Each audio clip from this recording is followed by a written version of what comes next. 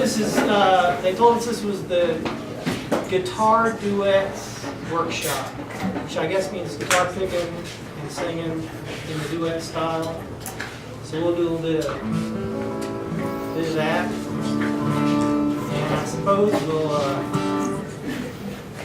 try to, if there's questions, it's a workshop, so I guess, if you have anything you want to say or ask about, we're here for that purpose.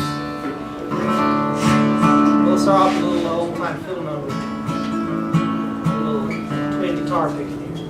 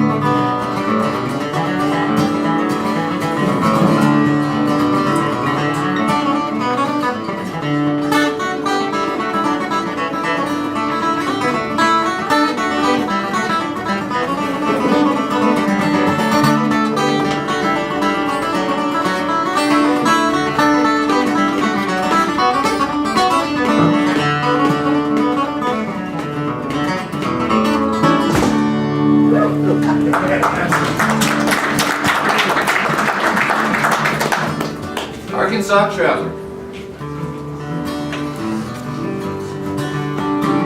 Well, as probably you've all been to guitar workshops before, and most of us in this realm of music, when it comes to guitar flat picking style, we all were listeners of Doc Watson and Norman Blake and some of the Clarence White, some of the flat pickers. I was just a kid when I first heard Doc and Merle Watson. I lived in St. Louis, and my dad was an English and history teacher in high school. One of his former students, whose name was Barry Burgee, he ended up heading up the folk arts program at Washington University in St. Louis, and he was the guy that put together concerts. So when I was probably 9 years old or something, they brought Doc and Merle Watson to Graham Chapel, Washington University. So I was slaved. I wasn't even a guitar picker yet, but I would never forget those performances. And that was also back during the time when Norman Blake was doing solo performing as a guitarist. He'd been a Nashville session man, still was, playing with Johnny Cash and Joan Baez and a bunch of people.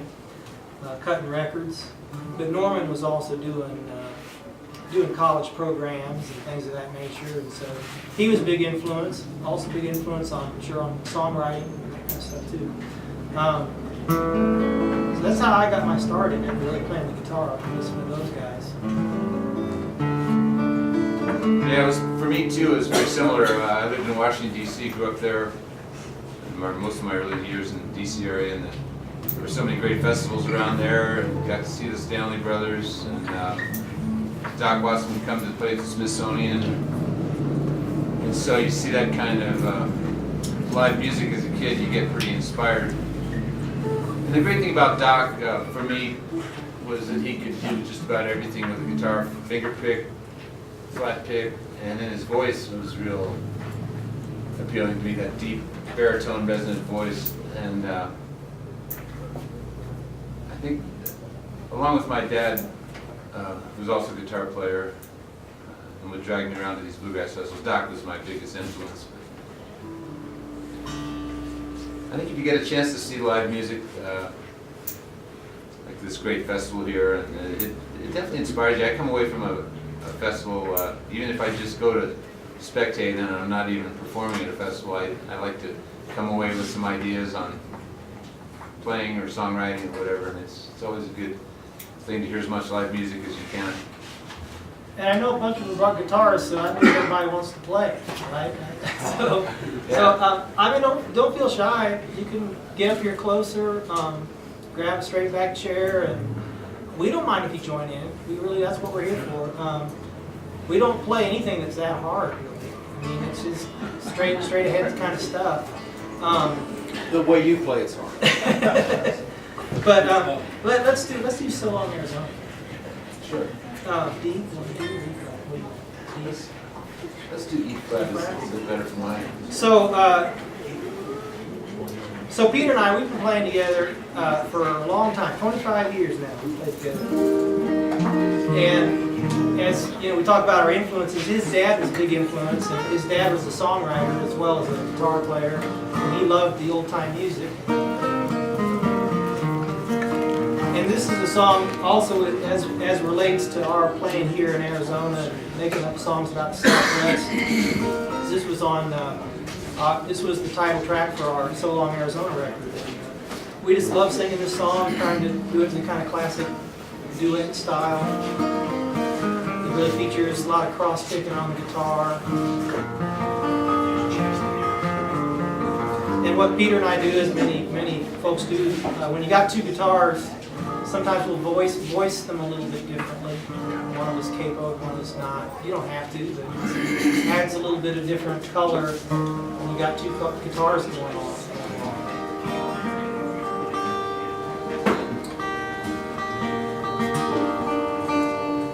Yeah, my dad wrote a lot of songs. His songbooks about that thick, great songs. Chris and I have recorded a few of them, but just barely scratched the surface. So Long Arizona.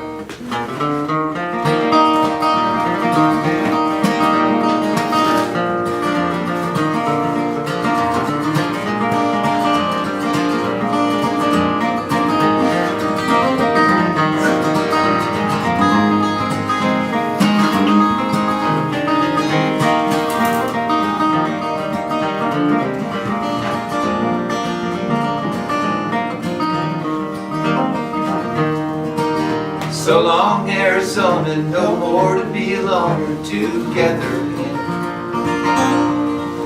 With Clementine Madoni and my strawberry pony, my two best friends. Pack up my saddlebags, bridle up the old nag, my strawberry pony. 'Cause soon we'll be roaming through Utah and Wyoming to the girl left alone. We'll see her again, heading back to Montana, to my sweet Clementine. I'll be riding back there on my trusty old mare through the pinyon and pine. And just before dawn, gotta keep moving on, how the moon it does shine. Through the high Ponderosa, Mi preciosa, my sweet Clementine.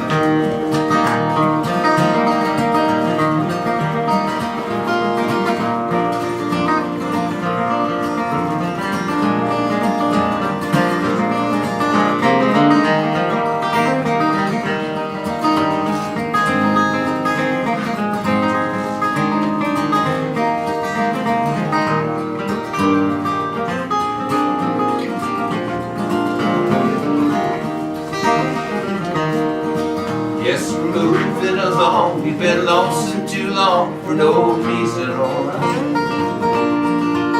Don't worry about hard weather, soon we'll be together. Can't waste any time.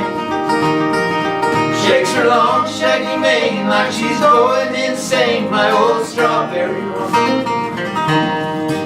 She's taking kinda skinny, but she gives a little whinny and she keeps moving on.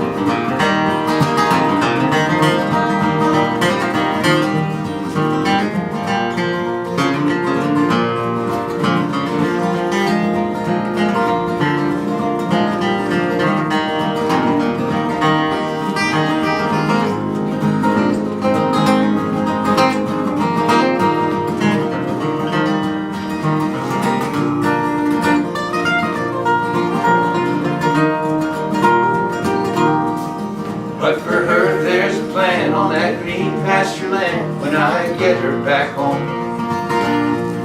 On high prairies there'll be lazing and plenty of graze for that trusty old roan.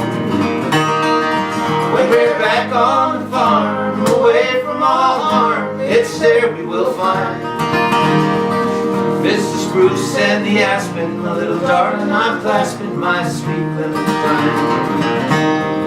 Mr. Spruce and the aspen, my little darling, I'm clasping my sweet Clementine.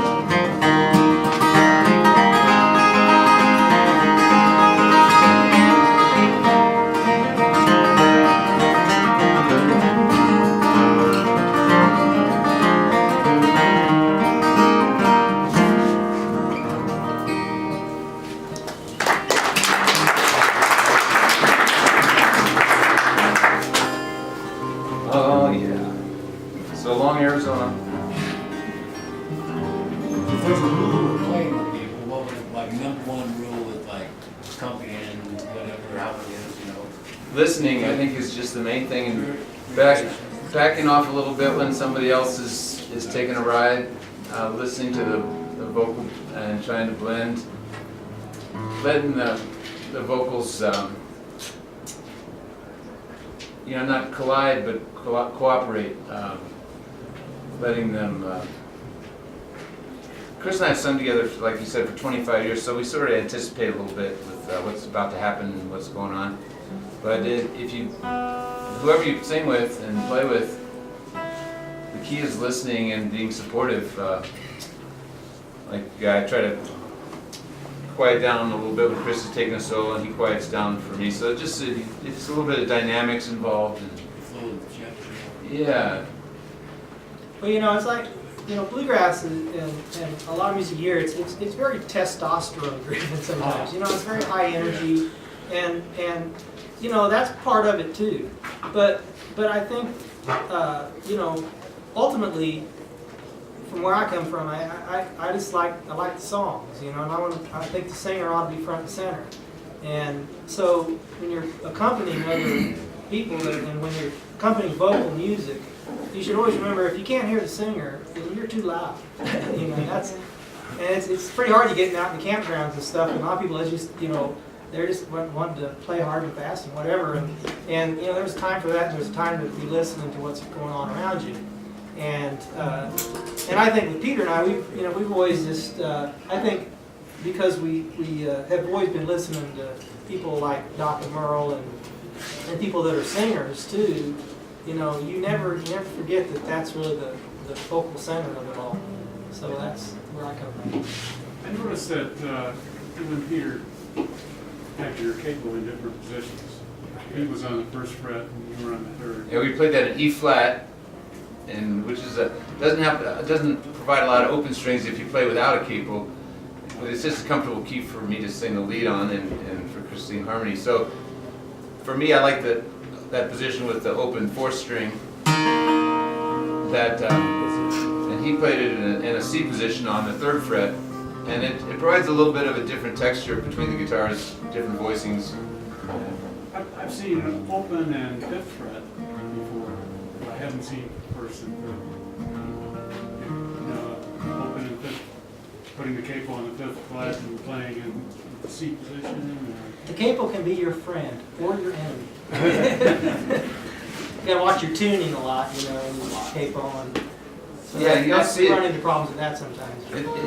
It's not really a crutch or anything. It's a good thing in bluegrass and folk music because a lot of things about the guitar are something interesting, and as opposed to jazz and blues where you have more closed chords, you like the open chord sound in this type of music. You like to have some of those open strings ring through and come into even to the next chord sometimes. So we try to let those full chords ring out, and sometimes with a capo you get more open string options. Like in the position he's playing there, he's got the E strings that he can use open when he's playing in C, and that open G.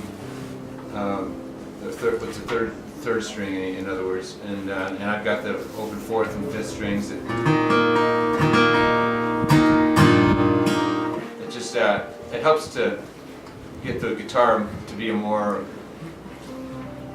fuller sound, open sound. And think about if you're a singer, you know, the number one rule as a singer is to find a key you're comfortable singing. I mean, a lot of songs that we sing out in campgrounds and stuff, you know, they're part of the bluegrass folk repertoire and folk songs and popular songs. You know, you kind of know them in a certain key, learn them in a certain key, and that's great. But you know, ultimately, you got to be able to sing yourself. And so, you know, don't hesitate. That's where capos, you know, helps us out a lot too, because it allows you to, maybe if you're used to playing it in a certain chord voicing, but it doesn't feel comfortable till you sing it. You know, there's no crime against putting it where you can sing. You know, so that's one kind of little take-home point. Because I see people all the time, they've learned a song a certain way, but their voice doesn't match that. You know, and I also think the other thing you learn about capo using the capo on a guitar and experimenting with the other kind of chord voices like this. If I have it on the 3rd fret, and I love to play in C. I like the key of C. You sing it a lot. And instead of playing your standard C chord, you know, down here, which gives you a certain kind of sound, to capo up and get that nice A form kind of bar chord form, gives you another kind of Do that voice. in Wild. Like I did in that song. Yeah. But I even like a lot of bluegrass songs that are up there, it's B or C. Sometimes I'll capo so I can get that voicing right there, that kind of A chord voicing. So anyway, that's all I'll talk. Let's do Remember I Feel Lonesome Too. Sure. Delmore Brothers. We're big fans of the Delmore Brothers. They were duet.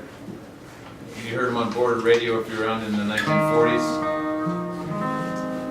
And this is another example. We just kind of switched roles here. I'm playing in the D voicing. And I'm in the C position, up on the 3rd fret. Same key, E flat.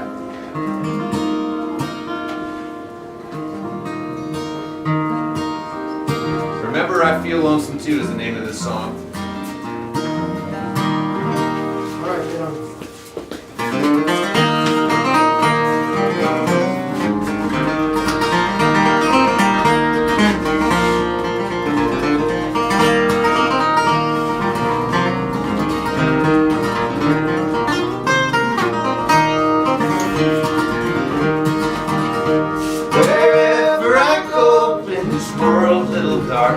You'll be in my mind, don't you?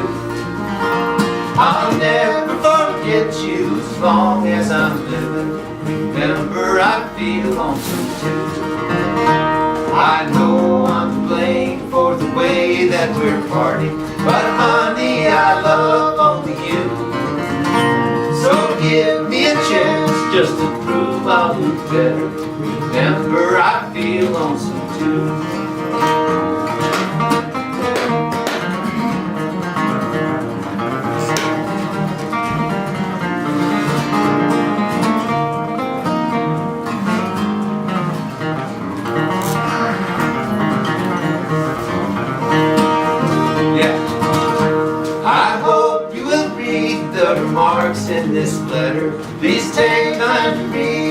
I say. I've tried and I've tried just to see you, my darling. I can't, so I'm going away.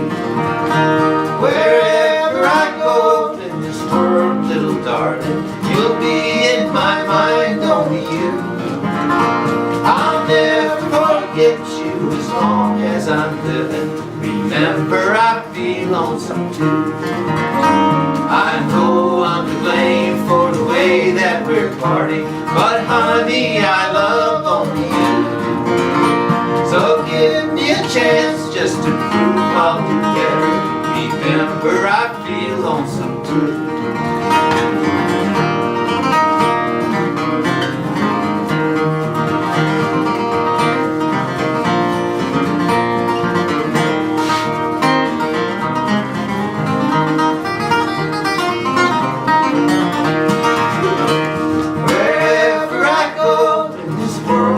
Darling, you'll be in my mind, only you.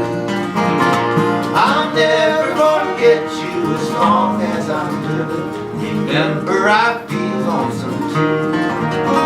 I know I'm to blame for the way that we're parting, but honey, I love only you. So give me a chance just to prove I'll do better. Remember, I feel lonesome too.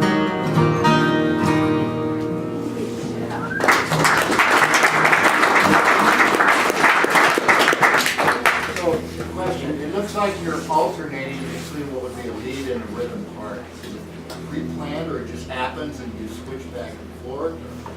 25 years. 25 years.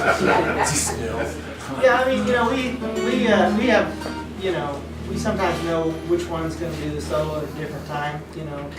Some of these we've done over a lot of years anyway. But You don't know, we look at each other. Yeah, make a face or something. But if you were playing with someone you hadn't played with for 25 years, Yeah, and you weren't even very familiar with them, how would you do it differently than that? Yeah, just giving them the evil eye and it's your turn to. Well, I think a lot of this stuff, I think you kind of know instinctively because it's Yeah. like, popular music forms are kind of all well known to us anyway. And if you think about it that way, verse, chorus, any kind of ensemble kind of playing where you can sort of pass around, a chance to solo. And it really comes back down to just knowing the melody. If you know the melody of a song, and you're supposed to come in and play, then you try to just hit the melody. That's the only way you can do it, really. Because if you don't know the basic form of the song, it doesn't really allow you to, be that experimental and have success. So that's the main thing. But I would just say that when we think about playing songs, whether it's a Beatles song or an old country Hank Williams song, or a lot of them have a pretty straightforward form, and so soloing should be kind of really based around kind of having that kind of understanding of the basic form and then a basic understanding of the melody. So it doesn't matter who you're playing with. Yeah. It's a technique question. I noticed when you're cross-picking, you don't put a finger down. No, I don't. But I see some people do. Chris Eldridge, he's boring a hole and. Yeah, well, Peter and I, we have a completely different right and left hand kind of technique. I mean, I don't know how you can. Everybody has their own ergonomic kind of, ergonomics to their playing and their form. And so for me, I don't know, I think I work on it all the time too. I think the number one thing I try to be is relaxed. Wherever I can be the most relaxed. I'm not like a real heavy hitter as a player. I probably play a little too soft sometimes, but I'm trying to play relaxed and trying to not cramp up my hand, and it's just I try to do what feels natural, and I've worked at that. I think playing fiddle too. When I learned to play fiddle, I didn't have a teacher or anything, so I'd stand in front of the mirror and just try to look bowing where I was natural. I didn't look like I was trying to kill myself. So there's, try to find what feels comfortable. Really that's the first thing. Because I guarantee you, if you're not comfortable, you'll hurt yourself, really. I mean, when you get tensed up, there's all these kinds of musician injuries, they're really true, they happen. So, Yeah. Especially when you try to run a river and then play guitar the next. Your hands feel like you're wrapped around the oars or the paddles, And what Chris said about looking in the mirror and watching yourself, that's a good point. I still do that once in a while and try to, because you can see from a different angle things you're doing with your hands that maybe are unnecessary, or you're tensing up, or you're moving too much unnecessarily. Try to minimize the extraneous motions with your hands that are outside of where you need to be. You just want to be as close to the strings with both hands as you can. And I can sometimes watch myself and go, I don't need to move my hands that much to get the best tone or the best approach to playing guitar. So if you do watch yourself, you might pick up some from a front view, like in a mirror. Don't let anybody see it because they think you're being weird playing in front of the mirror. But it does help, I think. Does anybody want to come along, get closer and play along with us on something? I mean, there's no rules to this. I thought you were teaching guitar, flat pick and rhythm guitar basics. Okay. On our course. So you want to hear more about that? The way this was, Come closer, I can barely hear you.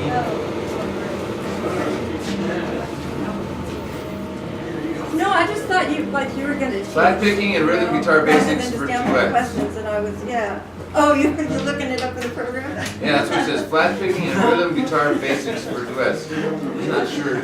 Yeah, how do you Did interpret somebody that? else write that for you? Well, why don't we just help you out anyway? What would be your main thing that you'd like to learn from it? Oh, put me on the Well, spot. you're putting us on the spot. It's So. in the program. It's in the program. You guys effortlessly flow from chord to solo.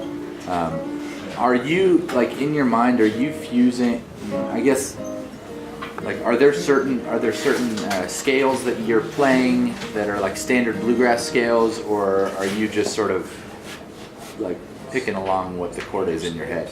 In your head, are you still like looking at your fingers, like doing just any of them?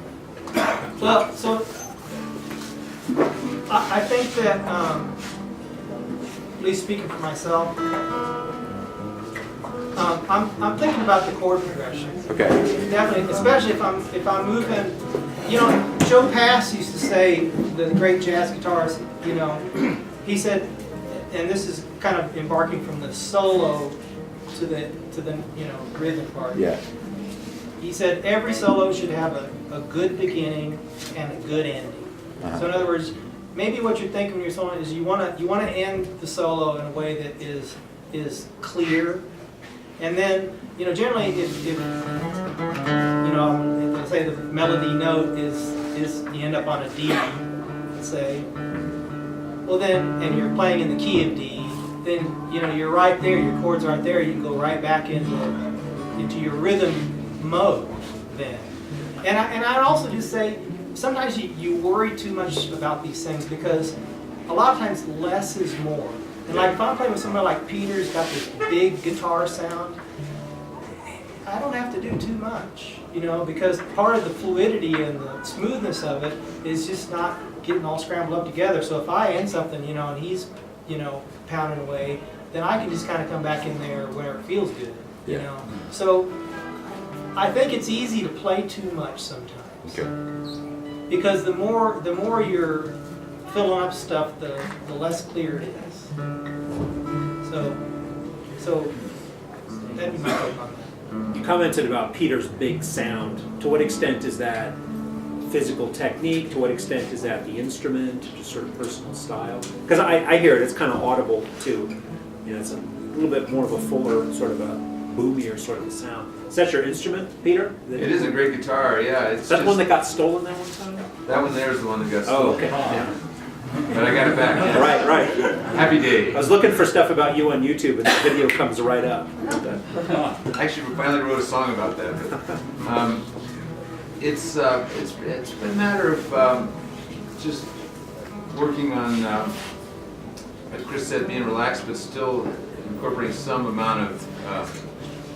It's a physical. Flat picking is. It does demand some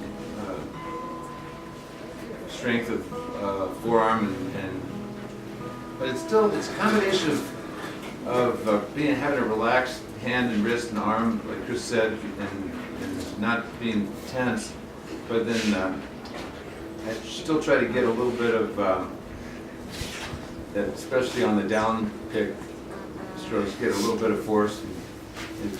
And then I have my guitars set up higher than average action, so I can sort of dig in, and it does allow you. I don't like guitars that have real low action. They're easier to play, but I noticed when I play a guitar with easier to play low action, I can't dig in and get that tone I want. So I keep it a little higher than average, probably in the 65 percentile of actions. That was set up higher than most too, I'd say. You never have to worry about it buzzing, and it gives a more powerful sound. Heavy strings too. Medium strings. Medium strings. Yeah. Yeah, I want to take it easy on these old Martins because they're not braced for too heavy a string still, but they don't have a problem with medium strings. So the one Chris is playing is your old D18. Tell us about the one that you're playing. This is also a 1937. Both 1937s. Actually, that one is older. January 29th, it was stamped at the factory of 37, and this was stamped November 7th. Yeah, but they both have 80th birthdays this year. So, but that one wasn't played as much, obviously, and this is the one I travel with, and I don't have to worry about another scratch or anything because it's already so beat up. But you never want to refinish an old Martin because it would, even though it may not be pretty to look at, it's still you want the original finish. Question?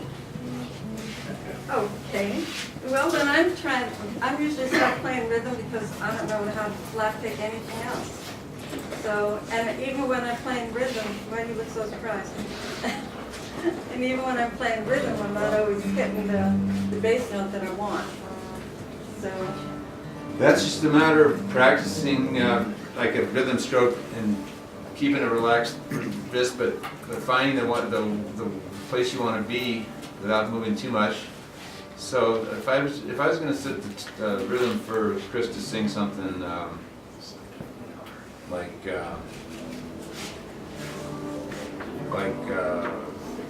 Wandering Boy, or no, it's like Darling Little Joe.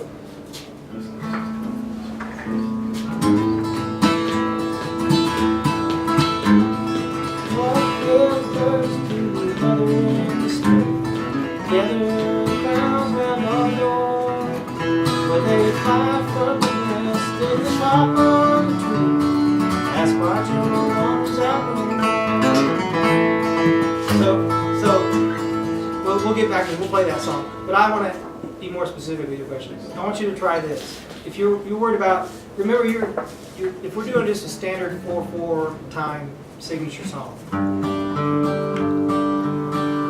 you ought to be able to do just that. See how I'm going back and forth between the bottom string and the middle string? There is absolutely nothing wrong with that straight rhythm right there. You can practice that. Don't let speed keep you from learning how to do the right technique. Because sometimes that's maybe what you run into also is speed, or you hear stuff going around you that's really fast and you think you can't keep up. But just simplify it.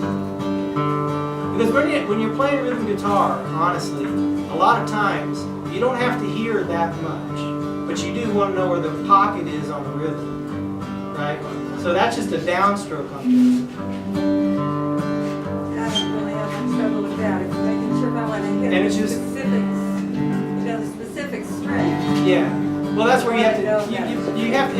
It has to be where you're not thinking about it. It's got to become just kind of automatic in your hand motion. So it's muscle memory. Practice this. You can add the strum.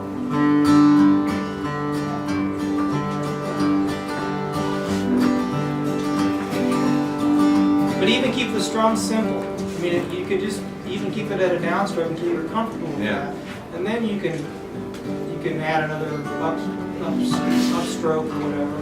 And then as you're doing that simple rhythm, you can practice changing chords with it. But you're keeping the same right hand thing happening. Right? Because when you're doing it that, you're not having to think too much about the individual string.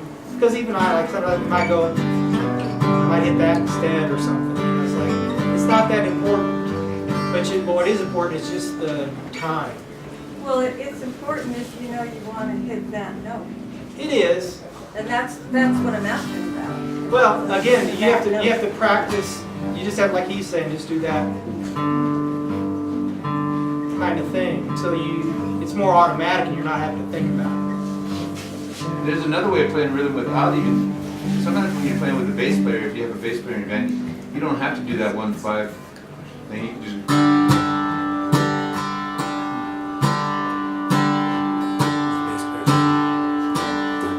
Next time I have a bass player hanging out with me. Yeah. See, he's accenting the backbeat Right, there. right. So you have that option too. And you can also, back in the day, back with, Flat and Scruggs and the old, country bands, they'd have a person doing sock guitar sometimes,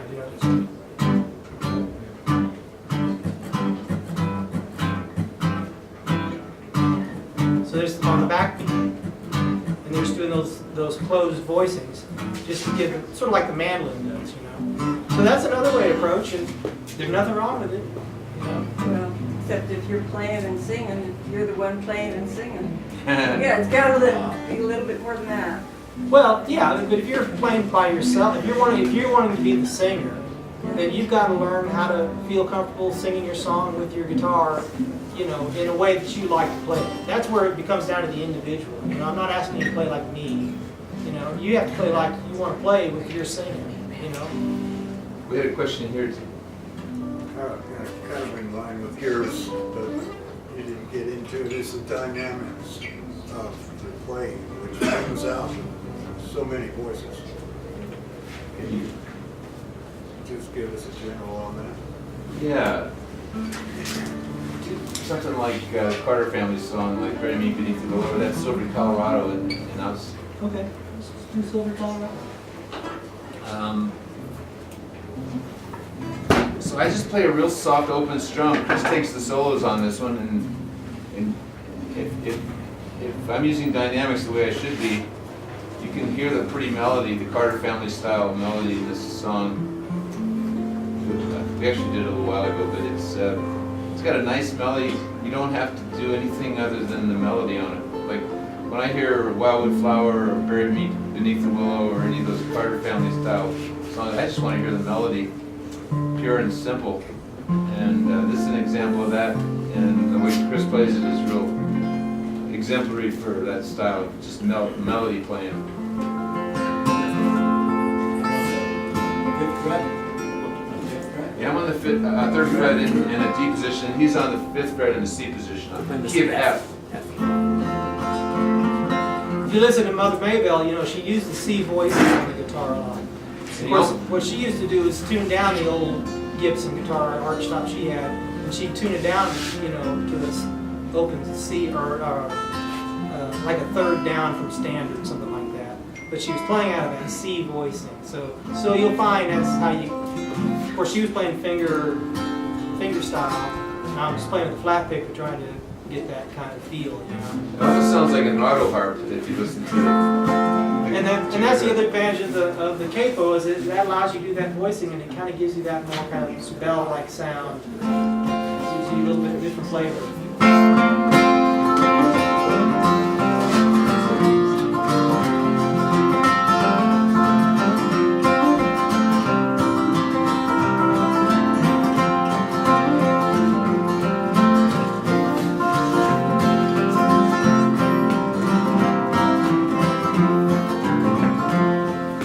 Twilight softly gathered round my home among the hills, and old nature soon was settled down to rest.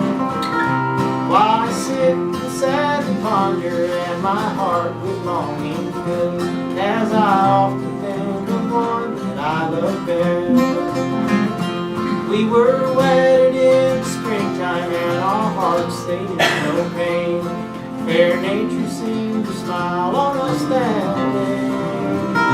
While she sleeps beneath the lilacs, and she'll never come back again, where the silvery Colorado winds its way.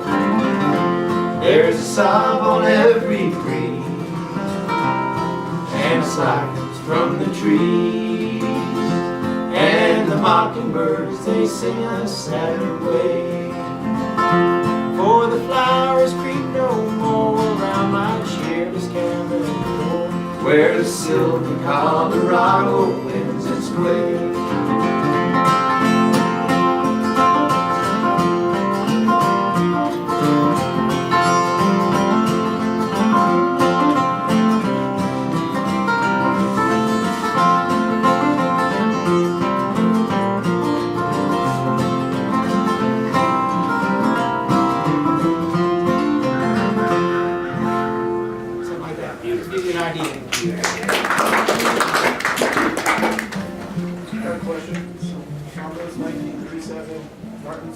Do you have a pickup in it, or do you play with a mic into a mic? You know, this one, when I got it, was all original, and I wanted to keep it that way. When I bought this one, it had already been drilled for a pickup right there, and I didn't have to worry about it. So this one has the option.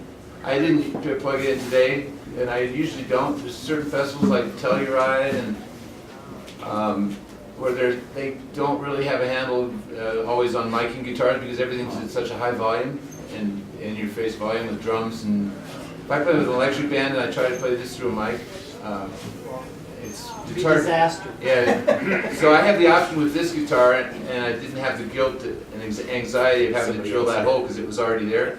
That's one reason I bought this guitar. It was already beat up. I didn't have to worry about that, and it was already modified to have a pick. It has under the saddle pickup. Yeah. Do you fly with it? Do you check it in? This guitar, I do fly. I took it to Australia last November and December, and it did fine. It was cold when I got it out of that after that 18-hour flight. It was a long time in the baggage hold and they don't keep that temperature controlled. So I opened the case and it felt like an ice cube. But it's got so many cracks and it's so well adjusted to different temperatures and humidities and climates. It doesn't bother. It lives in Tucson, for God's sake. What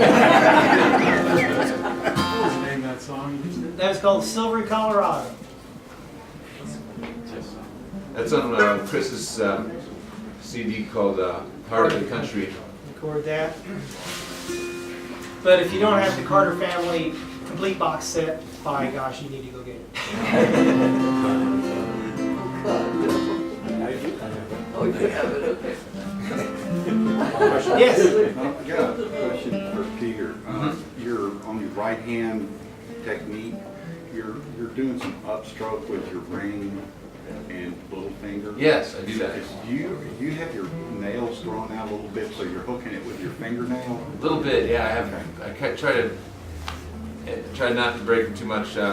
Keep them long enough to pick the string.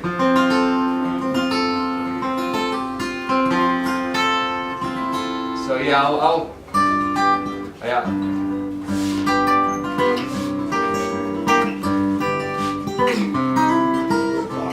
You can sort of finger pick and you can sort of use a flat pick as your thumb. He's really good at that. I can't do that at all. But anyway, it's who did I see do that? Early on, Clarence White would do some of that finger picking. Right. Holding the Well, flat still holding pick the flat and- pick, yeah. Right. It just provides another option. I can pinch those strings at the same time. So it's actually instantaneous. Instead of a strum, which is almost instantaneous, but if I hit those all at the same time, it really is right on the... But the strum has a little bit of lag time between the strings, microseconds, but...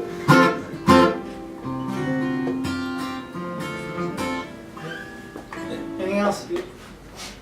want to put, try to, what's one that we could sort of all, or most of us anyway, play around on, simple tune like Whiskey Before Breakfast, or does anybody know Wildwood Flower maybe? Let's do whiskey. Whiskey. Know that one. You know that? Yeah. All right, dogs, key D.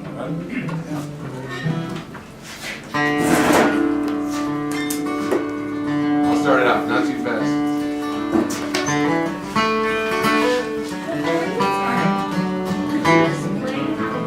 The two parts, just like break it down a little bit in terms of like rhythm and flat picking, or like how you would break up these two for this song before we, I don't know if that would. Well, Just one like- person is going to play the melody. They're going to, and everybody else is going to be the rhythm player. So, and in you know, like with fiddle tunes, we're talking fiddle music here. What we're doing Yeah. is, and you know, in a classic kind of dance band situation, there might be more than one fiddler. There might be more than one person playing the melody, but the guitar player or players are going to be settling right down to play rhythm. And it's an A-B form, so there's, you know, an A part and a B part to the tune. And so once, again, knowing that that kind of standard form is there, then, you know, if you're actually going around to trade solos, then you know when that form is done, you start playing your solo.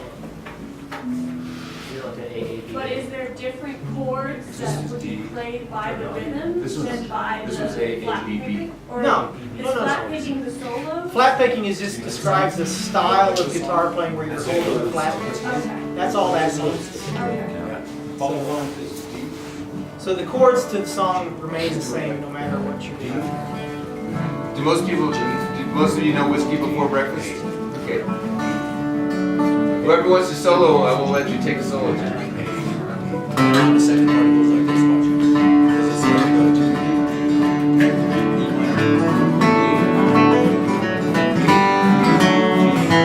This part, this is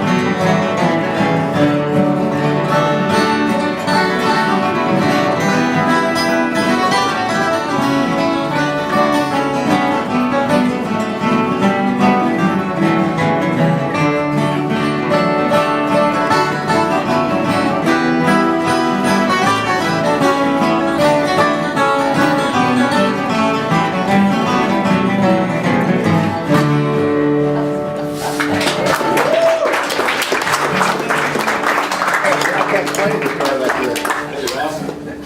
Do you want to play one with us? It's a little faster, maybe a different tune? Since we're gonna. That was very good, by the way. Yeah, does everybody did a good job? I don't know, there's only two I know singing. Okay, yeah. All right. Do one more. We'll do a little bit more. He wants to do something a little more up to more standard fiddle tempo. What's the tune? What's the tune? St. Anne's Reel.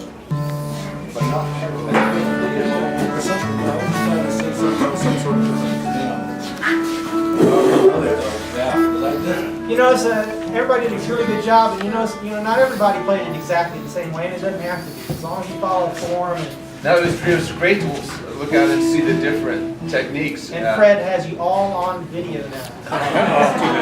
How much is it gonna cost to get us off? Subscription to YouTube. We doing all right on time and everything? Is everybody good? 10 to 4. 10 to 4, okay. So if you don't know that song, how do you, what resource, what would you recommend to go learn all these songs? Somebody just said YouTube. That's a good. I'm sure there's different instructional things on Whiskey Before Breakfast on YouTube. There's videos, instructional videos that I've seen that tune on, DVDs or whatever, books. But it's nice to be able to watch. So if you have a video, like a DVD. Or YouTube version, that would be a good way to, because you can see the hands, both hands and how they work. Yeah. I found when I hold the pick, it works best if I try to point my thumb up the fingerboard, almost parallel with the strings. I see a lot of people with their arms up here, and it's hard to get that angle so I encourage. It may not work for everybody, but if your forearm is long enough to bring it down to around 10 o'clock here, instead of coming from 11 or 11:30 like a rock and roll guitar player, it helps me to dig in more with a parallel thumb. Parallel, I mean to the fingerboard. So,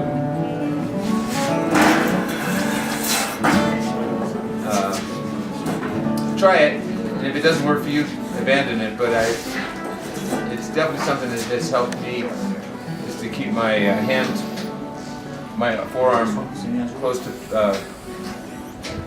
parallel with the strings as much as possible.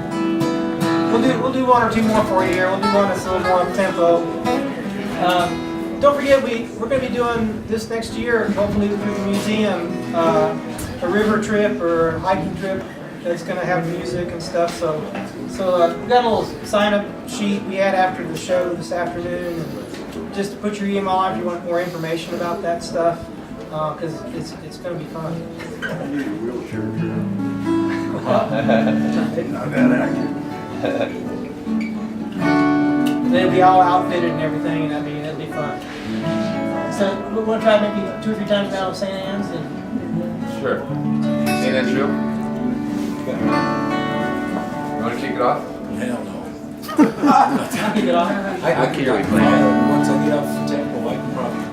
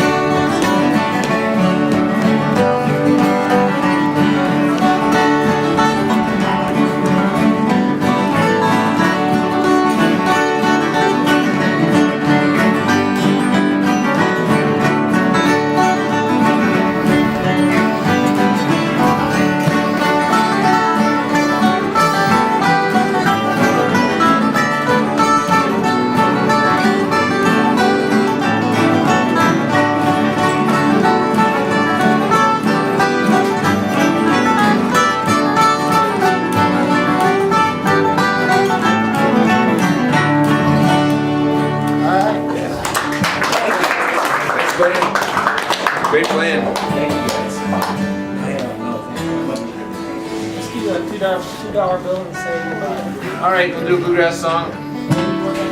Bluegrass. Yeah. The first I heard this week. Well, Charlie and Bill Monroe did this one. And I don't know, there might have been a version before that, but maybe not. Thanks for everybody for coming. Thank you. We have a good time with us. Would you like to be washed out with other people? Sure. Where you at? You're on two, but is that We're going to be playing the key today. It's one called Long Journey Home.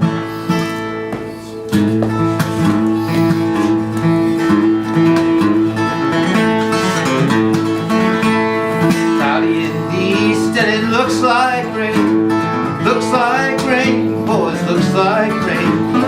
Cloudy in the east and it looks like rain. I'm on my long journey home. Lost all my money but a $2 bill. $2 bill, oh, $2 bill. Lost all my money but a $2 bill. I'm on my long journey home.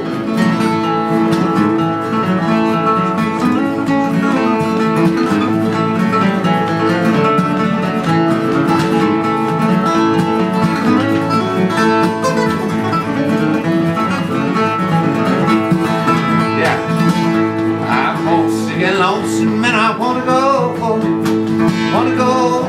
boys, I wanna go home. I'm homesick and lonesome and I wanna go home. I'm on my long journey home. Lost all my money but a $2 bill, $2 bill, boys, a $2 bill. Lost all my money but a $2 bill. I'm on my long journey home.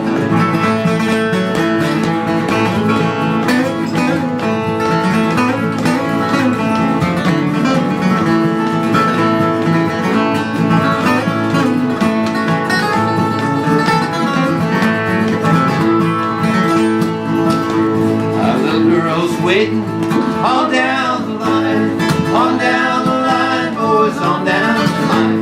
The little girl's waiting on down the line. I'm on my long journey home. Lost all my money but a $2 bill, $2 bill, boys, $2 bill. Lost all my money but a $2 bill. I'm on my long journey home. Anybody else?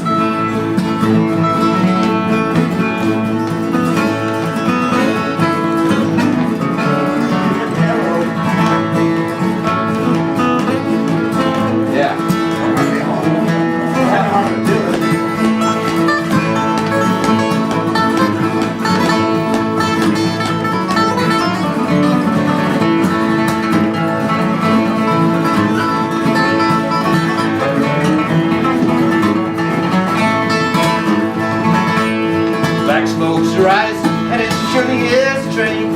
Surely is a train, boys, surely is a train.